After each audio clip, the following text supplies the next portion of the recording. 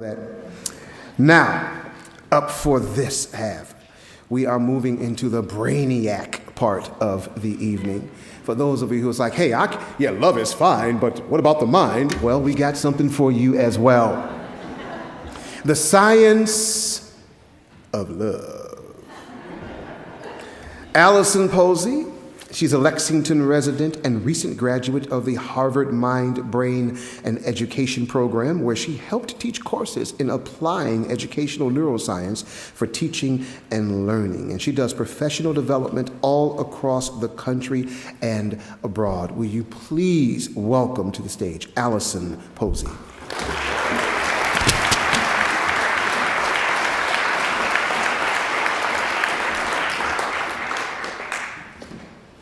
I love the moment when the sun's setting over the ocean and I've just gone for a run, I've had a stretch. It's especially sweet if I have a piece of dark chocolate in my mouth. And then my loved ones, my parents, my children, my partner, maybe even a pet comes towards me, and there I am, fully immersed in love. And I know some of you are thinking, well, that sounds awful. So I invite you to take a moment and imagine your moment of love. What's a moment of love for you? So what is love? This feeling that washes over you, that helps you feel complete and like you can move mountains. We can't hold love. We can hold the person or the object. We can give love, and we know it when we feel it. Love is a universal condition. Universal. It's so ubiquitous that we have multi-billion-dollar industries to love songs, love movies, perfumes, matchmaking services. We live and die for love. We're celebrating it as we are tonight, and we can experience it at every age. I love that. At every age, you can experience love, and in any moment of the day, we cannot stop it. So as was mentioned in the introduction, I'm a Lexington resident, and I'm a learning design specialist at CAST, which is a nonprofit in Wakefield, Massachusetts, actually co-founded by our own David Rose here tonight. And there we work really hard to think about what the research from learning from the brain sciences can tell us about how we can design educational environments, educational contexts, so that we can make learning environments possible for all learners, for every learner. And what we find is that the key ingredient for learning is engagement. So I was very interested, and so by engagement, I mean, not just that we can focus and pay attention to something, but that we actually get learners to be interested, that they persist and put effort forth into something, and they start to really care. They're really invested in what they're working towards. So I was very intrigued when David asked if he thought that, could we do the first slide? Oh, I have the clicker. Here it is. So when David asked, isn't love just an extreme form of engagement? Because we often, unfortunately, don't talk about love when I'm out talking about school and classrooms. So I thought this is very intriguing. Let's see if we can get from engagement to love. Is love just an extreme form of engagement? So I started looking at some images, and I thought, when we engage with our friends in conversation, we lean forward, we focus our gaze, we pay attention to them. And in love, we lean all the way in. We lean in so much that we're going to exchange billions of our mouth cells all over this other person. And so maybe there is a continuum along the line from engagement to love. So, and of course, I should mention, too, that we have engagement in terms of marriage. So engagement is like the precursor to the commitment of love through marriage. Different form of engagement, but... There are lots of theories of love, and I'm not going to go into them, but one that I found to be especially interesting was in the 1600s. They thought the site of love was in the heart. And sometimes that heart got so warm that the body had to actually give extra water to cool it off. And this water would condense and rise to the head and come out, actually escape through our tear ducts as tears. So I thought, wow, that's really interesting. Then my sister, when I told her I was giving a talk on love, she said, love is just, what did she say? Love is just a selfish survival necessity, a Darwinian physiological ploy to perpetuate the species. Yeah. But I think it's a little more. So, the Love Potion #9 was a big song when I was a kid. So I started to think, well, some of you are nodding, Love Potion #9. So I started to think about, well, what are some of the chemicals involved in love? And of course, there are so many, and it's complex, and they're constantly fluctuating, and in every individual, in every moment, they're different at all the time. But there are 3 big players that I thought were especially interesting and worth mentioning. So dopamine, of course, is our reward chemical.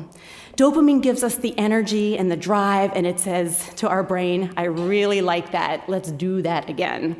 And actually, in love, levels of dopamine are as high as they are for some individuals who are addicted to cocaine.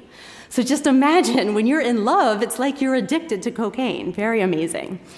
And you can get this surge of dopamine. I love this. You can get this at first sight. So that's the love at first sight, that surge of dopamine. You can get it during a one-night stand, or you can get it by the touch of a companion. That can be after years and years of companionship. So dopamine surges are really powerful. We want to do it again. Dopamine can influence testosterone. I'm sure you've heard of this chemical. Testosterone induces sex drive. It makes it so that other person seems absolutely irresistible. It's infamous for those mood swings that come with love, that possessiveness. You are mine, he is mine. You are my sunshine. I mean, this kind of possessiveness. And so this sex drive can lead to orgasm. And I can't believe I just said that in a church. My father, who's a minister, would be horrified. But orgasms can lead to the chemical oxytocin. And oxytocin is the binding and attachment chemical. In fact, prairie voles are the little organism that have the highest concentration of oxytocin receptors, and they form lifelong pair bonds. They huddle, they groom each other, they share nesting and pup responsibilities. Sounds very much like what we do, which I thought was very interesting. So Helen Fisher is absolutely an expert on the neurochemistry of love. And she describes one of her lab assistants who knew about these 3 chemicals. He had a crush on a woman in the lab. She didn't have a crush on him, but he said, I'm going to see if I can get her to go from dopamine to testosterone to oxytocin and get her to fall in love with me. So he takes her on a rickshaw ride. I don't know if any of you have been on a rickshaw ride before, but apparently they're awesome. They're just spectacular. So he's like, yes, I'm going to get that surge of dopamine from this woman. So she gets off. She's like, wow, that was awesome. And wasn't the rickshaw driver cute? Yeah. So we know something about these chemicals, but we absolutely don't know anything about why him, why her. We certainly don't know any of the secrets to Cupid's arrows. So the same Helen Fisher has scanned hundreds of individuals in love. So newly in love after years and years, those who have newly been dumped but are still in love with that person. And I do want to note that we're looking at some images with some isolated spots, but when we look at the brain in love, there are lots of regions that are activated, and there is no neural signature to love, but there are a couple areas that are particularly interesting to take a note of.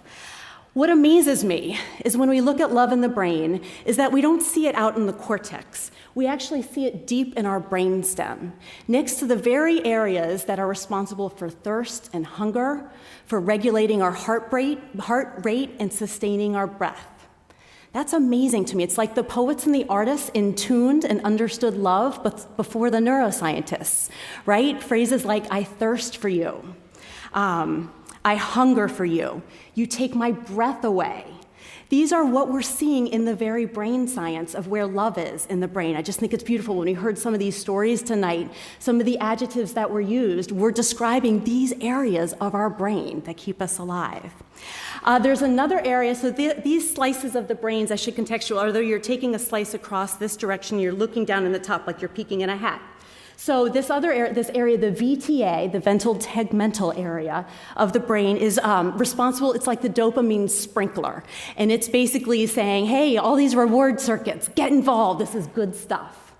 Now, the caudate, I wanted to make note of that because the caudate area is actually a little bit involved in movement, and I think this is interesting in love because in love we want to act.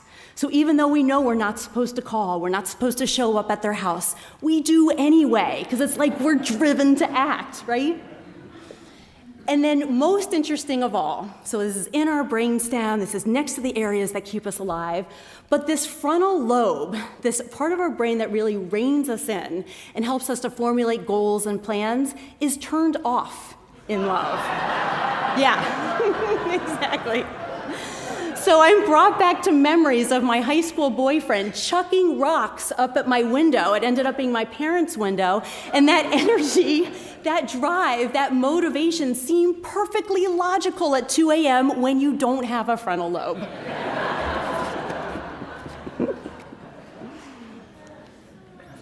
So is this love that we're coming to love on a continuum with engagement? So this is where, this is like my sweet spot, what I think about a lot in educational design. So in engagement, we take similar measures where we can measure galvanized skin response, heart rate, blood pressure, breath, dopamine levels also increase when you're engaged. When you're really engaged, you enter this magical state called flow. And in flow, we actually lose ourselves in what we're doing, whether it's music, poetry, jogging, games, sports, math, whatever it is you love. We lose time. Our heart and breath rates activate. Our concentration is focused. We're happy. There's reward. There's actually that similar decreased area in our frontal lobe. So I'm looking at all this going, wow, isn't that interesting?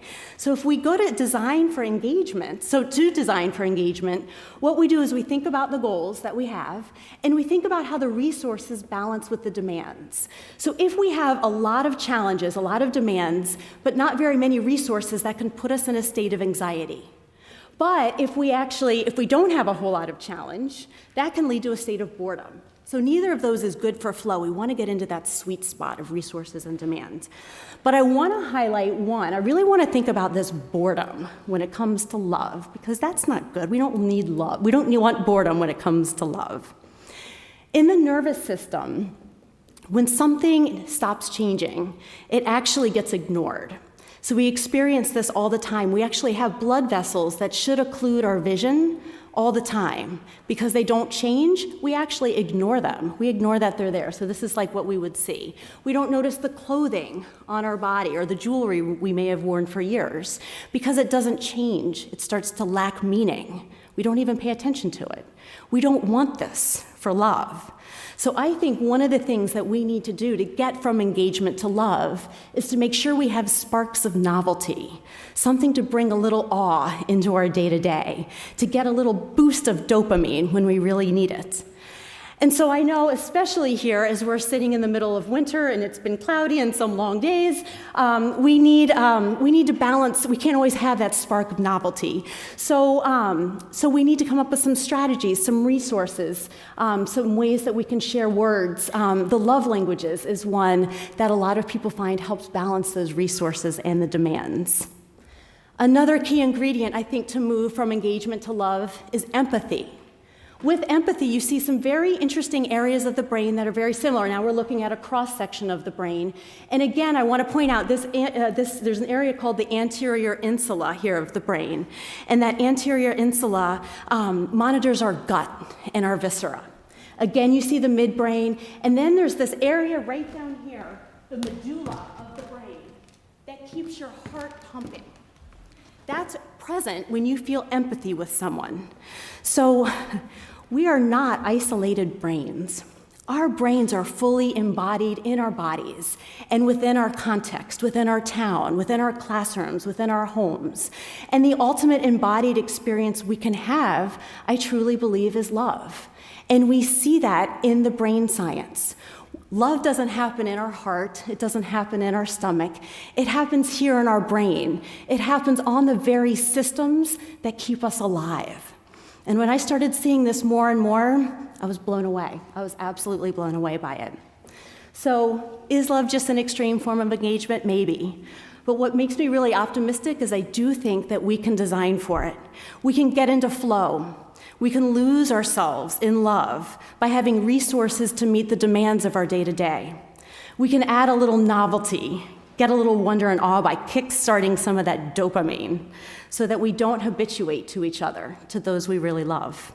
We can build empathy, We can be open to be influenced by others and to try new things. In education, I'm going to start using the word of love a lot more because we can foster and design for a love of learning with these approaches. So I know such scrutiny about a topic such as love runs the risk of taking away some of its magic. Some of you may have thought, I don't want to know that science of love. I just want to feel that love.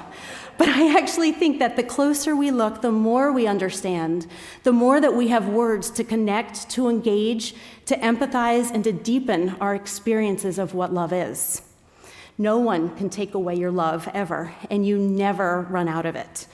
Love is in the very parts of our brain that keep us alive. We can design for it, construct it, and fall for it, and today more than ever, we need to bridge that continuum of engagement to love. Thank you so much.